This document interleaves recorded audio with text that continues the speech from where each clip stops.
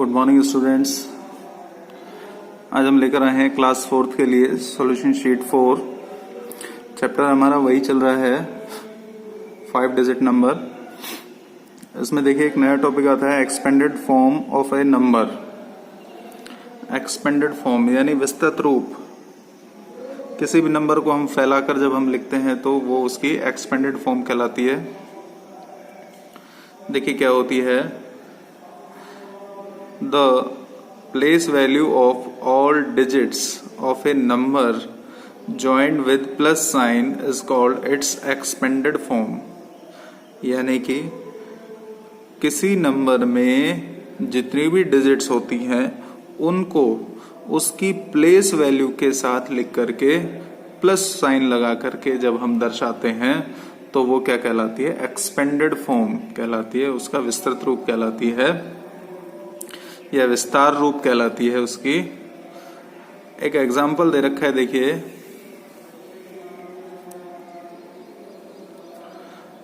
Right the expanded form of 34,827। अब देखिए कैसे लिखेंगे इसको। सबसे पहले हमने क्या बनाया, एक प्लेस वैल्यू चार्ट बनाया और उसमें इस नंबर को रखा। तो प्लेस वैल्यू चार्ट के लिए देखिए 1 2 3 4 5 डिजिट है, तो हम 5 डिजिट तक का या 5 प्लेस तक का हम क्या बनाएंगे, प्लेस वैल्यू चार्ट बनाएंगे। वंस, टेंस, 100, 1000 और 10,000 तक का। वंस की पोजीशन पर हमने 7 रखा, टेंस की पोजीशन पर 2, 100 की पोजीशन पर 8, 1000 की पोजीशन पर 4 और 10,000 की पोजीशन पर 3। जितने भी ये नंबर्स हैं उनको पोजीशन के अकॉर्डिंग हमने रखा। तो हम प्लेस वैल्यू निकालते हैं। देखिए वंस की प्लेस पर 7 है, 7 की प्लेस वैल्यू क्या होगी, 7 × 1 यानी 7। टेंस की प्लेस पर 2 है तो इसकी प्लेस वैल्यू क्या होगी, 2 × 10 यानी 20। 100 की प्लेस पर 8 है तो 8 की प्लेस वैल्यू क्या होगी, 8 हंड्रेड्स यानी 8 × 100, 800 800 हो गया।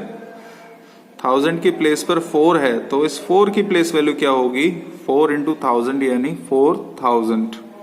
और 10,000 की पोजीशन पर 3 है तो 3 की प्लेस वैल्यू क्या होगी, 3 10,000 यानी 3 × 10,000 कितना हो जाएगा, 30,000। तो हमारे पास देखिए प्लेस वैल्यू आ गई सभी की। 7 की प्लेस वैल्यू 7, 2 की प्लेस वैल्यू 20, 8 की प्लेस वैल्यू 800, 4 की प्लेस वैल्यू 4000 और 3 की प्लेस वैल्यू 30,000।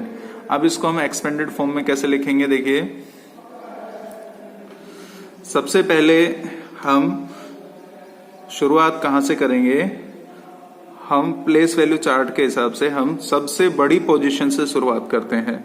यानी 30,000 सबसे पहले आएगा, प्लस 4,000 प्लस 800 प्लस 20 प्लस 7। ये इसकी क्या हो गई, एक्सपेंडेड फॉर्म हो गई। देखिए हमने शुरुआत कहां से की है, सबसे बड़ी पोजीशन वाली प्लेस वैल्यू से की है। सबसे बड़ी पोजीशन क्या है इसमें, 10,000 की है, तो सबसे बड़ी प्लेस वैल्यू हमने 10,000 लिया है यानी 30,000। फिर हमने 1000 लिया है यानी 4000 लिया है, फिर 100 800 और फिर 10 यानी 20 लिया है, फिर 1 यानी हमने 7 लिया है। तो सबसे पहले हम 30,000 फिर 4000 फिर 800 फिर 20 और 7, इस तरीके से हम क्या लिखेंगे, ये एक्सपेंडेड फॉर्म बनाएंगे। देखिए एक क्वेश्चन दिया हुआ है एफ एक्टिविटी का।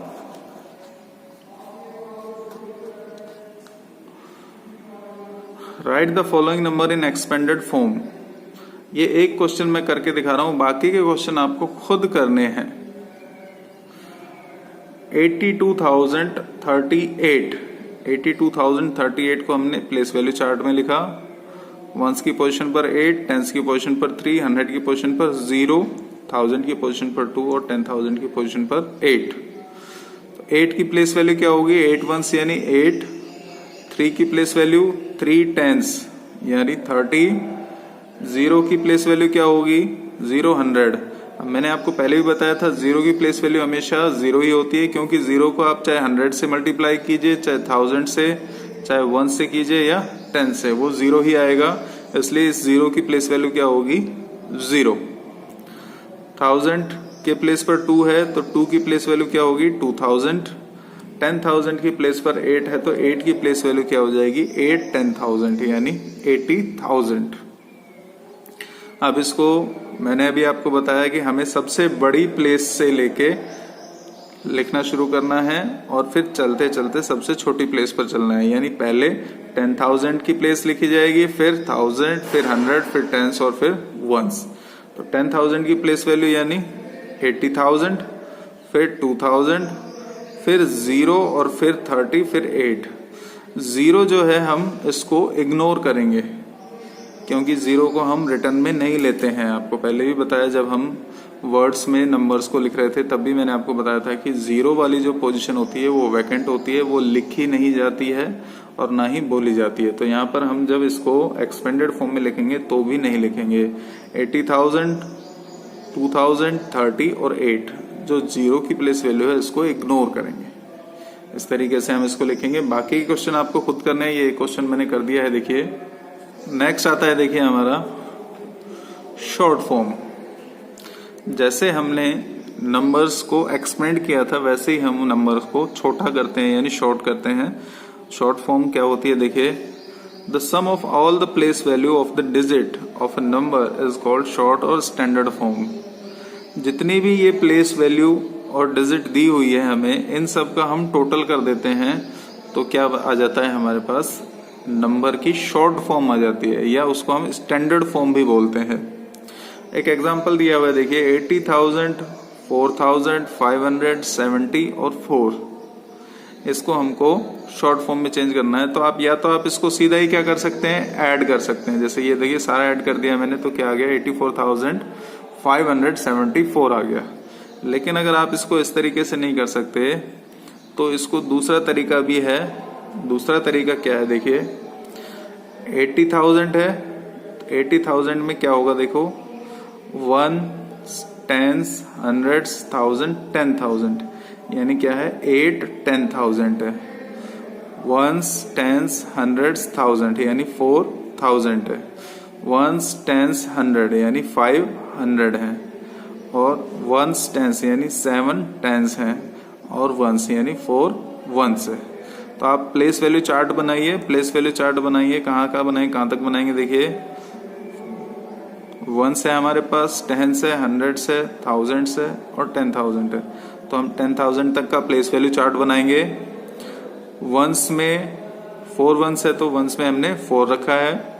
7 10s है तो 10s के कॉलम में हमने 7 रखा है। 500 है तो हमने 100 के बॉक्स में 5 रखा है। 4,000 है तो हमने 1000 के बॉक्स में 4 रखा है। और 8 10,000 है तो हमने 10,000 के बॉक्स में 8 रखा है। तो हमारा नंबर क्या बनेगा 84,574। ये हमारा स्टैंडर्ड फॉर्म या शॉर्ट फॉर्म है। वैसे दोनों ही तरीके सही हैं, लेकिन ज्यादा सही जो तरीका होगा वो ये होगा ऊपर वाला। ये इसकी हेल्प से हम पता लगा सकते हैं कि हमारा जो स्टैंडर्ड फॉर्म होगा वो क्या होगा किसी नंबर का। तो आप इससे चेक भी कर सकते हैं कि भाई हमने जो टोटल किया है वो ये आ रहा है या नहीं आ रहा है। तो आपका ये चेक हो जाएगा कि हमने क्वेश्चन सही किया है या नहीं किया है। जो वैकेंट पोजीशन होती है किसी भी प्लेस पर, उसमें 0 फिल किया जाता है। जैसे कि एग्जांपल दिया हुआ है, देखो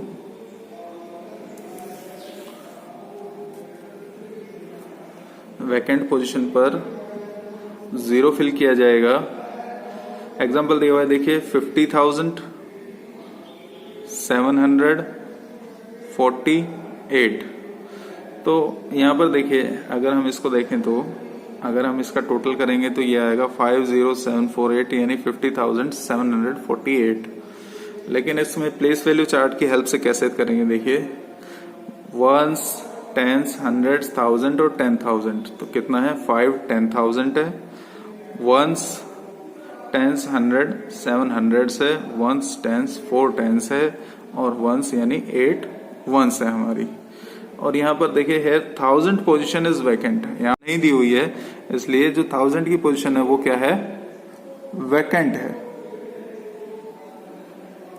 तो इसमें प्लेस वैल्यू में रखेंगे, देखिए 1s में हमने 8 1s है तो 8 रखा। 10s में हमने 4 10s है तो 4 रखा। 100 में देखिए 700 है तो हमने 7 रखा। और 10,000 में 10,000 है तो 5 रखा। हमारे पास 1000 की पोजीशन वैकेंट है, इसलिए हम उसमें क्या रखेंगे 0।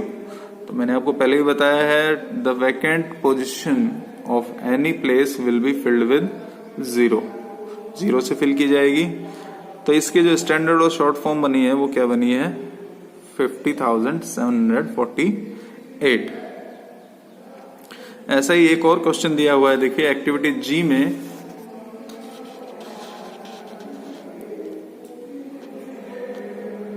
एक्टिविटी जी दी हुई है। देखिए राइट द शॉर्ट फॉर्म और standard form for the following. कुछ क्वेश्चन दिए हुए हैं, उनमें से मैंने एक क्वेश्चन यानी डी क्वेश्चन जो मैंने खुद किया हुआ है आपके लिए, और बाकी के क्वेश्चन आपको खुद करने हैं। देखिए पहला है 60,000 है, फिर 7,000, 80 और 7। अब इसकी स्टैंडर्ड फॉर्म या शॉर्ट फॉर्म क्या होगी, अगर हम इसको टोटल करें तो कितना आता है ये 67,087। लेकिन हम इसको प्लेस वैल्यू चार्ट के हिसाब से देखेंगे। देखिए 1s, 10s, 100s, 1000, 10,000 कितना है 6 10,000 है। 1s, 10s, 100, 1000, 7,000 है। 1s, 10s, 8 10s है और 7 1s है। Here 100 position is vacant filled with 0। यहाँ पर 100 की पोजीशन है वो वैकेंट है, तो किससे भरी जाएगी 0 से फिल की जाएगी। हमने प्लेस वैल्यू चार्ट बनाया और उसमें ये सारी वैल्यू रखी। देखिए 1s की पोजीशन पर 7 1s है तो हमने 7 रखा। 10s की पोजीशन पर 8 10s है तो हमने 8 रखा। 1000 की पोजीशन पर देखिए 7,000 है तो 7 रखा है, और 10,000 की पोजीशन पर 6 10,000 है तो हमने 6 रखा है। 100 की पोजीशन वैकेंट है तो हमने क्या फिल कर दिया उसमें 0। तो हमारी स्टैंडर्ड फॉर्म क्या बनी 67,087। ये हमारा नंबर बनेगा। देखिए remaining question of exercise F and G do your self. कुछ क्वेश्चन मैंने कर दिए हैं, बाकी क्वेश्चन आपको खुद करने हैं। बच्चों मैंने कई कॉपी चेक की है जिसमें मैंने देखा है कि जो क्वेश्चन मैंने कर दिए वो तो आपने कर रखे हैं, लेकिन बाकी के क्वेश्चन जिसमें लिखा हुआ है डू योर सेल्फ वो आपने नहीं किए हुए हैं। ये आपकी प्रैक्टिस के लिए है, जितनी ज्यादा प्रैक्टिस करेंगे ये चीजें उतनी अच्छे से समझ में आएगी। और ये सेशन लगभग ऐसे ही चलने वाला है, तो मेरी आपसे रिक्वेस्ट है कि आप इसको अच्छे से अच्छे प्रैक्टिस करें, ज्यादा से ज्यादा प्रैक्टिस करें ताकि आपके समझ में आए। अगर कोई समस्या होती है तो आप क्वेरी कर सकते हैं, और वीक में एक बार कॉपी जरूर चेक कराएं। मोबाइल का इस्तेमाल इतना ही करें कि आप सिर्फ और सिर्फ अपना होमवर्क कर सकें, इससे ज्यादा उसका यूज मत कीजिए। आपकी आंखें खराब हो सकती हैं, खराब आदत पड़ सकती है आपको, इसलिए मोबाइल का यूज कम से कम कीजिए। सेफ रहिए, घर में रहिए। Thank you.